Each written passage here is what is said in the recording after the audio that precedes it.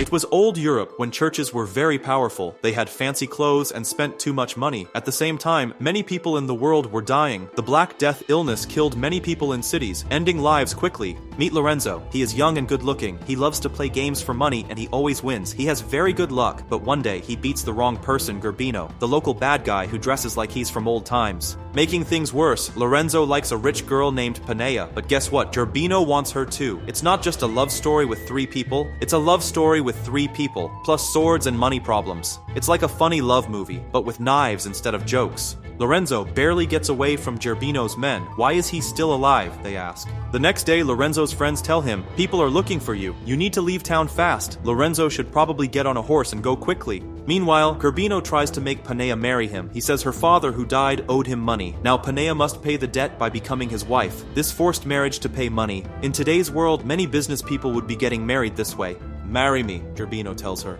In the countryside, Lorenzo meets an old man. The old man is carrying someone who looks very sick. The old man suggests that Lorenzo take the sick person's job as a garden worker at a nearby place where nuns live. He also tells Lorenzo to act like he can't hear or speak, because nothing says new life like pretending you have a problem in a house full of women with strong feelings. With no better choices, Lorenzo climbs a tree to hide from the people looking for him, but he falls down. When he wakes up, beautiful nuns are all around him. They think he's an angel sent from heaven. Back then, people believed in magic more than medicine. A man with no shirt falls from the sky. While Lorenzo is knocked out, Sister Caterina and Sister Gabriella carry him inside. They really think he's an angel God sent to them. They start looking at how very handsome he is. Worried he might be hurt, they decide to check by taking off his clothes. Then Sister Caterina does something you wouldn't expect. She even says, "You're dead." Sister Gabriella joins her too. Since Lorenzo doesn't move or react, Sister Gabriella tries to help him breathe by putting her mouth on his. Just then, the head nun Elisabetta walks in. She really likes Lorenzo's face and asks if he can't hear or see. Lorenzo stays quiet, and that's all the proof they need. Elisabetta tells the sisters to wash him. While he's taking a bath, the nuns peek from behind the curtains, and then another surprise happens. Yes, they end up getting in the water with him. They were told to clean him, not jump in like it's a fun summer party in old times or some kind of church water blessing by mistake. Back in town, Pampinea, who everyone calls Pompey, looks very tired both in body and soul. She's stuck between a marriage she doesn't want and memories of a gambler who left town. She meets her friends Filomena and Elissa. They talk about the sickness men and how the world seems to be breaking down faster than the church can make up miracles. Pampy says she wants to run away to the old nun house her father helped before he died. She wants to escape not just from Gerbino, but to find a place to breathe freely. Sometimes running away isn't being scared, it's staying alive when staying means slowly dying. Elissa, who always speaks directly, tells Pompey she lost Lorenzo because she didn't fully commit. If she had given all of herself, he might have stayed. Filomena doesn't agree. She believes in being good, waiting, and not having love until marriage. Suddenly, Gerbino and his men show up. He warns everyone about the spreading sickness and also says he'll kill Lorenzo if he sees him. I've seen guys like this loud, thinking they deserve everything, with empty eyes. They don't want love, they want to control others. They dress nicely, but are scary inside. Pampy decides what to do. She will become a nun, not because she believes strongly, but for safety. Her friends choose to follow her soon after, but since there were no phone maps in old times, they use guesses and stories to find the way. Getting around back then was mostly hearing gossip and hoping you remember the trees you saw before. When Pampy gets to the nun house, they give her a robe and a new name. This should feel like starting fresh, but nothing about her feels clean, just empty inside. Later, while fixing her head covering, she sees someone she knows, Lorenzo. The other nuns tell her he's the garden worker who can't hear or talk, sent from heaven.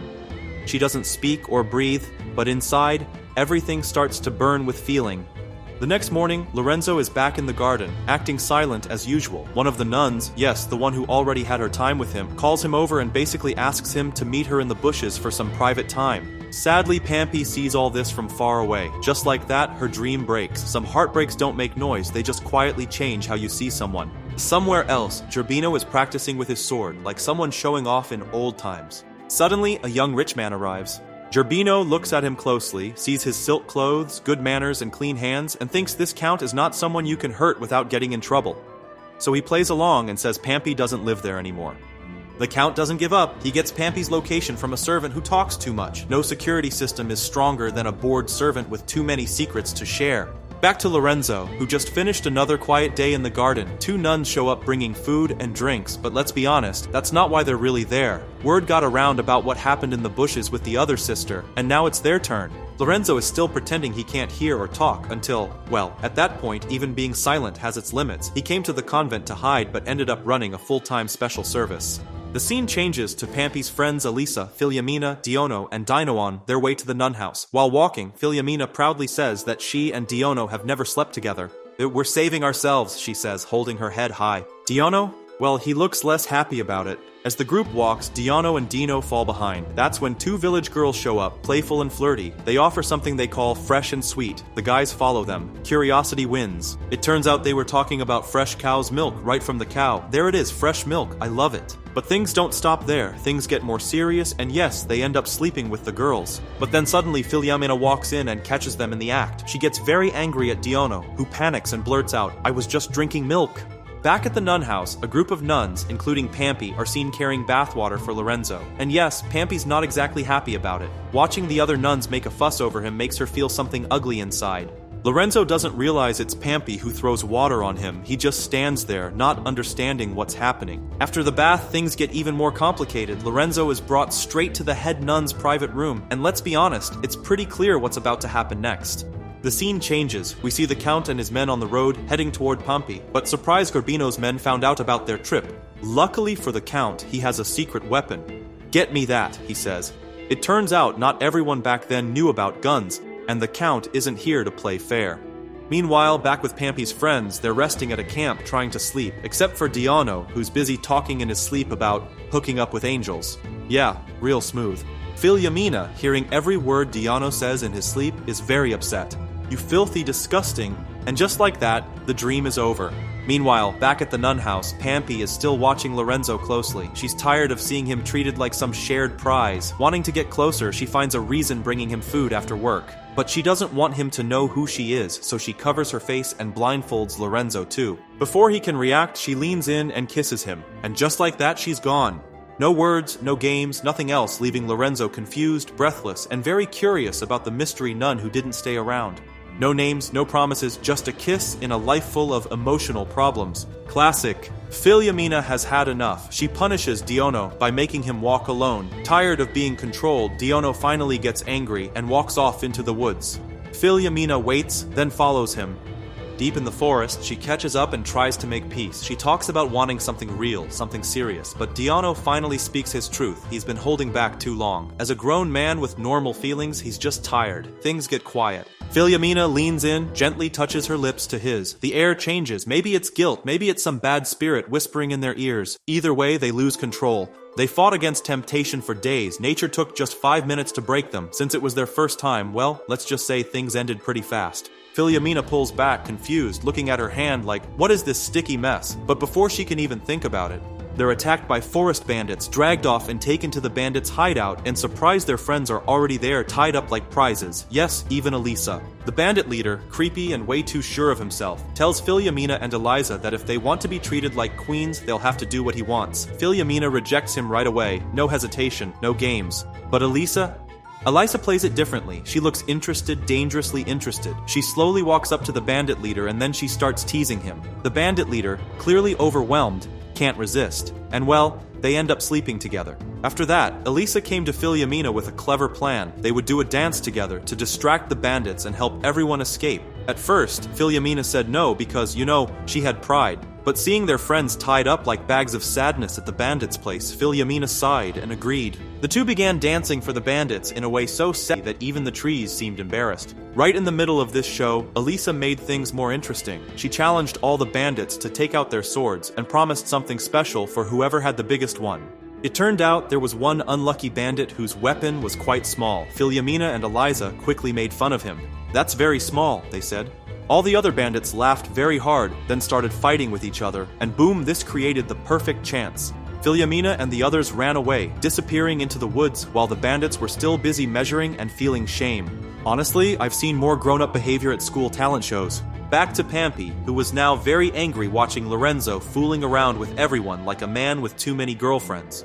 Finally, she had enough. She went straight to the head nun and told the truth. "Lorenzo isn't deaf or mute. I caught him singing like a drunk musician in the woods." The head nun, not wasting any time, snuck up to Lorenzo while he was sleeping. She leaned in close and whispered something in his ear. When your whole trick falls apart because you can't fake sleeping sounds properly. And just like that, Lorenzo got thrown out of the nun house. No warning, no goodbye, just a quick kick-out notice. Meanwhile, somewhere else, the Count was just trying to cross a river, minding his own business, but suddenly he found a woman bathing in the water. It was Elissa. They started talking, and anyone could see the attraction between them. The Count casually mentioned he was on his way to get married. Elissa, smiling in a sneaky way, said she was too. Somewhere between flirting and confusion, the Count became absolutely sure that this beautiful woman in the river was none other than Pampy herself. The Count was the man who had been looking for Pampy all along. He leaned forward hopefully and asked, "Are you Pampy?" Elissa didn't answer with words. Instead, with about as much subtlety as a person who drank too much, she stood up from the river wearing nothing at all. "Have all you women hold dear, just wait." After being kicked out, Lorenzo walks around with no home and no plan. Then he sees her, Pampy, walking on a path toward town. They talk. She tells him she's going to marry Gerbino. Lorenzo begs her to think again. He says he can't let her go like this. She doesn't cry, she doesn't yell, she just invites him to her home. At the same time, a new man came to the nun house looking to take Lorenzo's old job as the gardener. The head nun welcomed him warmly, just like she did with Lorenzo when this whole mess started.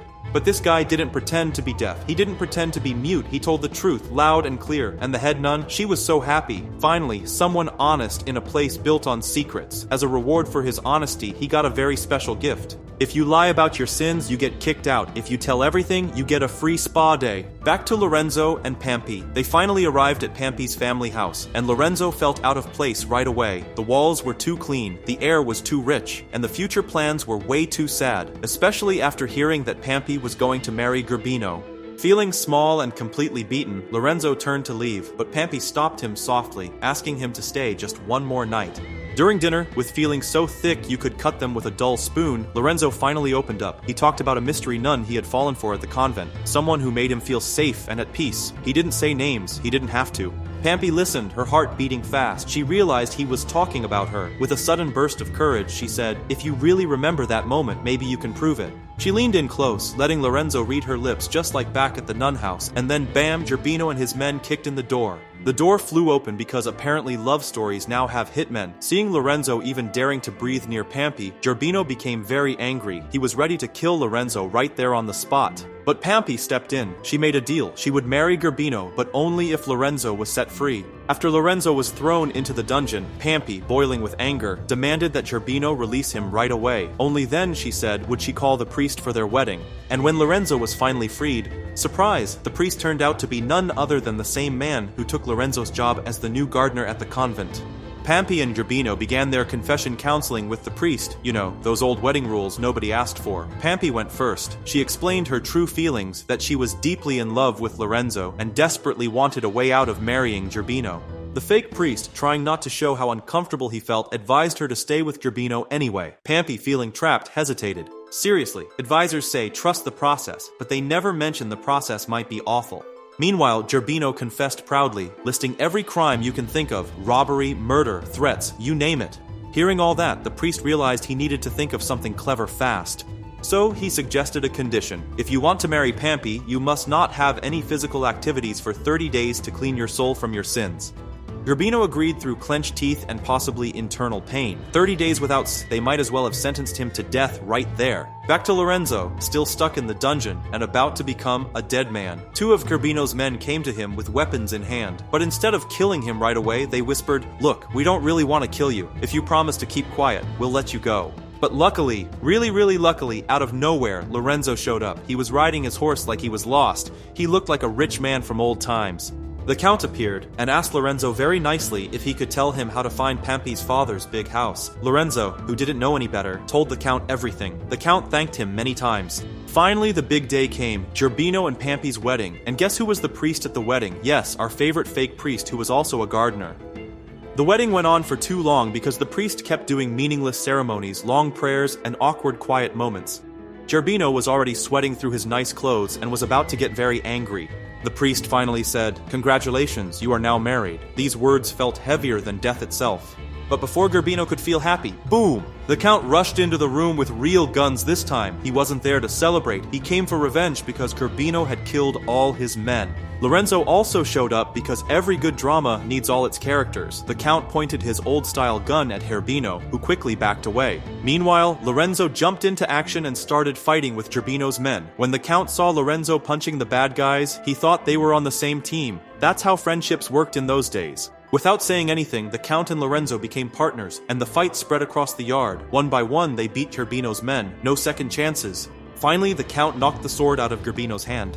Lorenzo had a choice. He could end the fight right now, or he could do it the right way. Lorenzo stood up straight, looked Gerbino in the eyes, and without speaking, suggested they fight one-on-one, sword against sword, man against man. The rules were simple. They had to fight at the edge of a huge, deadly well. Whoever fell in would die, and so the fight began. After a hard battle, Gerbino finally lost his balance. Pampi, who had been married for only a few minutes, about as long as a short video, was now alone. She ran toward all the fighting. The Count, always looking for a chance, quickly got down on one knee. "Marry me," he said. Pampi smiled kindly and said no in a nice but firm way. The Count's face fell faster than Gerbino had fallen into the well. Confused and sad, he looked at her more closely. He realized this wasn't the woman from the river. Then it hit him. The real woman he had fallen in love with was standing behind her. It was Elissa. Without waiting, the Count turned to Elissa. They looked into each other's eyes and kissed very deeply, like tomorrow might never come.